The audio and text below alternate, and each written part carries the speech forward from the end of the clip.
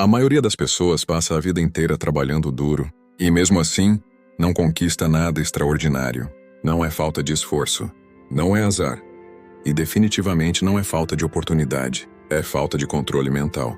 Napoleon Hill descobriu algo que poucos têm coragem de aceitar. O mundo exterior é apenas um reflexo atrasado do mundo interior. Antes de qualquer conquista existir na realidade, ela já existiu como pensamento dominante na mente de alguém. O problema é que a maioria das pessoas nunca escolheu no que pensar. Elas apenas reagem. Repetem ideias herdadas, medos coletivos, limites impostos por outros. Vivem com a mente ocupada, mas não dirigida. E uma mente sem direção nunca constrói um destino grandioso. Você pode estar lendo livros, assistindo vídeos, tentando se motivar, mas se seus pensamentos diários continuam os mesmos, sua vida continuará exatamente onde está. Hill dizia que pensamentos não são inofensivos. Eles são sementes, e toda semente plantada com repetição e emoção, inevitavelmente gera um resultado. Não importa se você acredita nisso ou não, a lei funciona do mesmo jeito. Se você alimenta pensamentos de escassez, o mundo responde com limitação. Se alimenta pensamentos de dúvida, a realidade entrega obstáculos. Mas quando um homem decide dominar a própria mente e fixa um propósito claro, o ambiente começa a se reorganizar ao redor dele. Isso não é misticismo barato. É disciplina mental aplicada com persistência. Napoleon Hill entrevistou centenas de homens que conquistaram poder, riqueza e influência. Todos tinham algo em comum. Eles pensavam diferente antes de viver diferente. Eles não esperavam sentir confiança para agir. Agiam a partir de uma decisão interna, mesmo quando o medo ainda estava presente. Aqui está a verdade dura. Ninguém falha por pensar grande demais. As pessoas falham porque pensam pequeno, confuso e sem constância. Seus resultados atuais são apenas a soma dos pensamentos que você tolerou até hoje. Mas isso pode mudar. Quando você entende que pensamentos podem ser transformados em conquistas, você deixa de ser vítima do acaso e começa a assumir o controle do próprio destino. E a partir deste ponto, nada mais será sobre sorte, será sobre escolha consciente. Napoleon Hill era direto. Desejos vagos produzem resultados vagos. Quem não sabe exatamente o que quer, termina aceitando qualquer coisa. A maioria confunde desejo com vontade momentânea. Desejo verdadeiro não é esperança. É uma decisão emocional tão forte que se transforma em obsessão construtiva.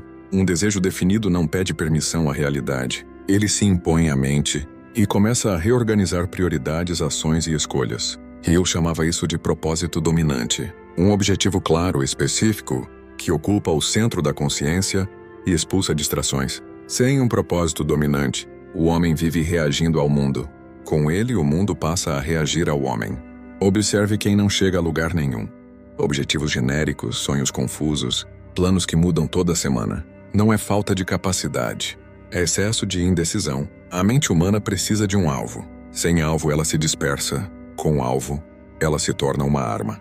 Hill percebeu que grandes conquistadores não tinham dezenas de metas. Eles tinham uma prioridade central que comandava todas as outras. Quando o desejo é definido, o cérebro começa a filtrar oportunidades. O que antes passava despercebido, agora se torna visível. Não é o mundo que muda, é sua percepção que desperta.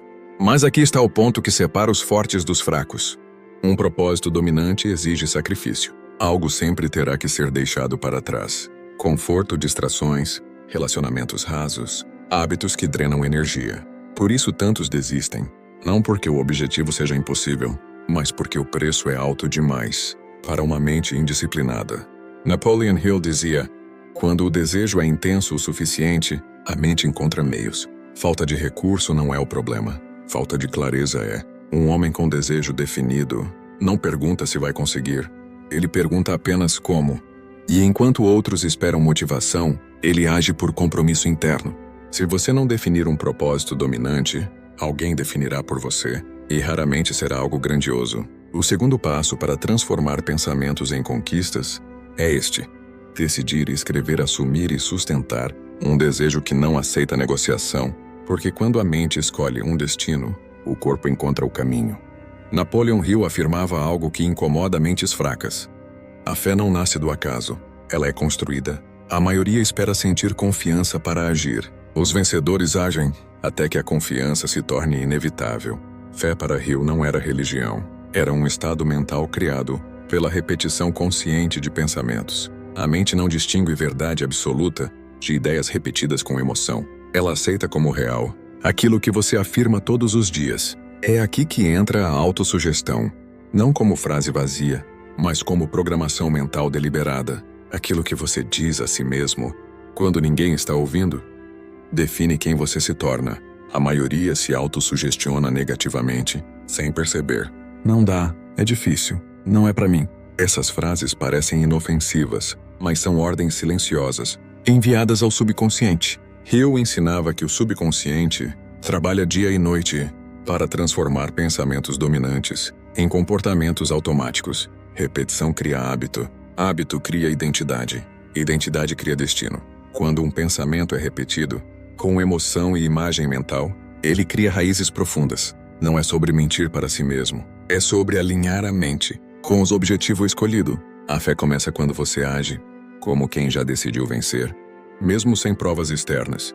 É desconfortável no início. A realidade resiste, o ambiente testa, mas cada ação coerente reforça a crença interna. Hill observou que homens bem-sucedidos não tinham pensamentos perfeitos, mas pensamentos persistentes. Eles voltavam ao mesmo objetivo todos os dias, até que a mente aceitasse como inevitável. O erro comum é parar cedo demais, antes da ideia criar forma, antes da fé se solidificar. A mente abandona aquilo que você trata como opcional.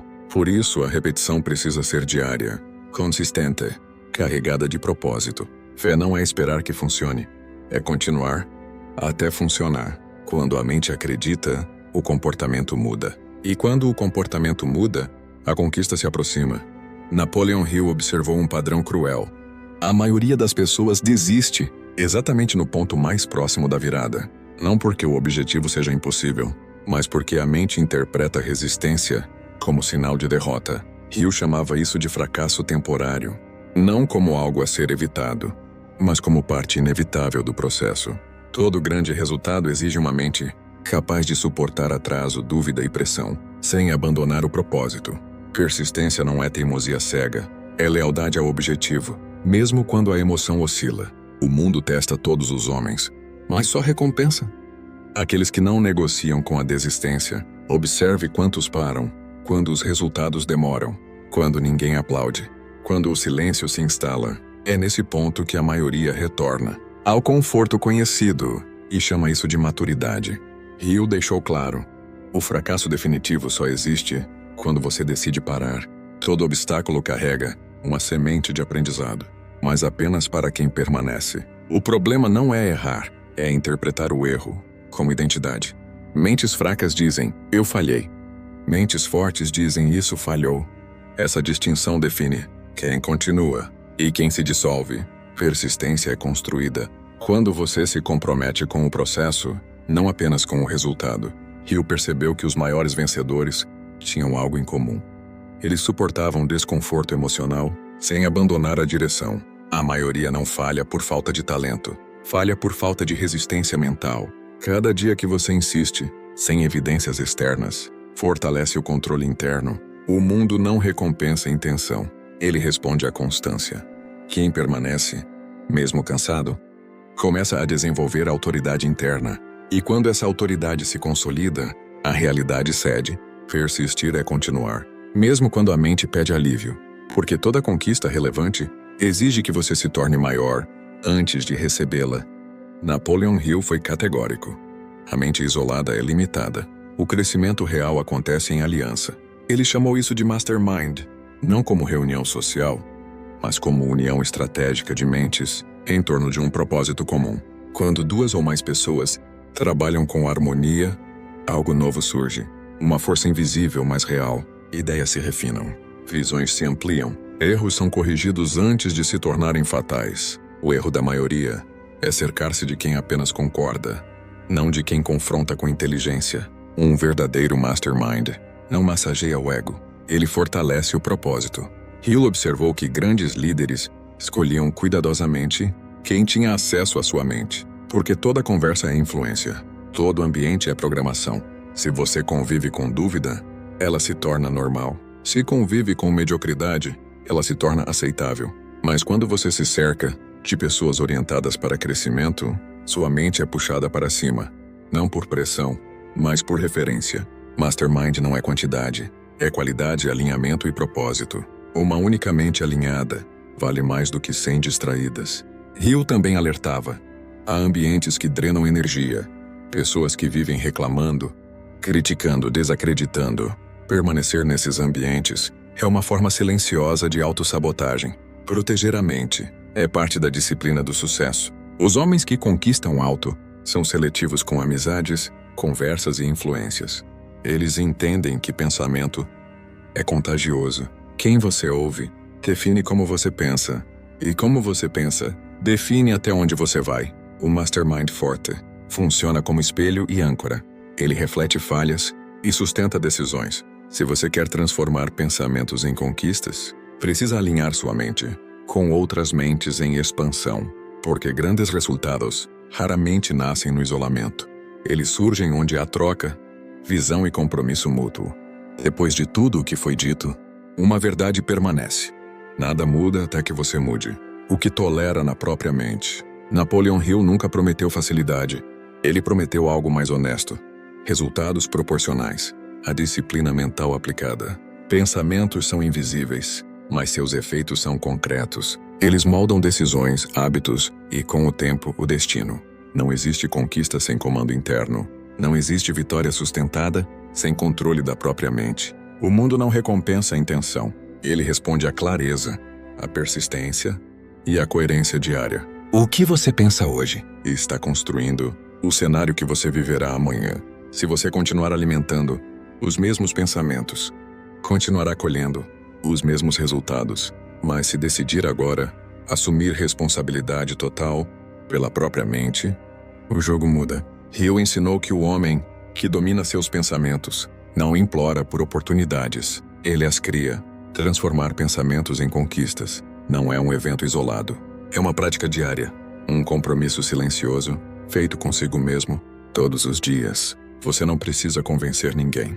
Não precisa anunciar planos. Precisa apenas persistir na direção escolhida. A maioria vive reagindo. Poucos decidem comandar. E são esses poucos que constroem algo maior do que circunstâncias temporárias. Se este conteúdo fez sentido para você, se essas ideias tocaram uma verdade que você já sentia, não ignore esse chamado.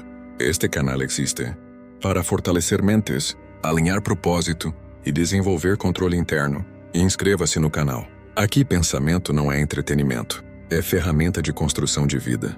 Ative o sino. Volte, reforce diariamente o pensamento correto, porque a mente, que não é treinada pelo ambiente. E homens conscientes não vivem à mercê do acaso. Eles escolhem, persistem e executam. Eles transformam pensamentos em conquistas.